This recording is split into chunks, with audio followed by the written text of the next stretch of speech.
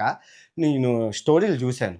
శివుడు నాతో ఉన్నారని శివుడు పచ్చబొచ్చి ఇక్కడ పొడిపించుకున్నావు. శివుడును నువ్వును. శివుడు నీతో ఎందుకుంటారమ్మా? చెప్పు. ఉంటే గింటే నాతో ఉంటాడు వినాయకుడు. ఇప్పుడు నీతో ఉన్నవేటి? ప్రేతాత్మలు, బేతాత్మలు. అంతేనా? ఉన్నవేటి ప్రేతాత్మలు. నువ్వు నువ్వు చెప్పిన లింక్ నొక్కడం వల్ల తక్కువేమైనా ఉన్నారా తమరికేమైనా? 50,00,000 మంది ఫాలోవర్స్.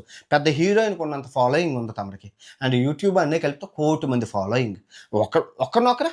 ఇద్దరు నొక్కరా? ముగ్గురు నొక్కరా? 1,00,00,000 మంది ఉన్నారు. మీకు ఊరికనే కోట్లిస్తారు. అసలు ఎక్కడి నుంచి వస్తున్నాయి ఈ కోట్లు? ఇదంతా ఈ హర్ష సాయి గారే చెప్పాడు. ఆ హర్ష సాయి వీడియోలో ఉంటది. దీప్తి సునైనాకి ఎంత ఇచ్చారు? 3,00,00,000 ఇచ్చారా? 2,00,00,000 ఇచ్చారా? చూడండి. ఆ వీడియోలో నేను పెట్టాను.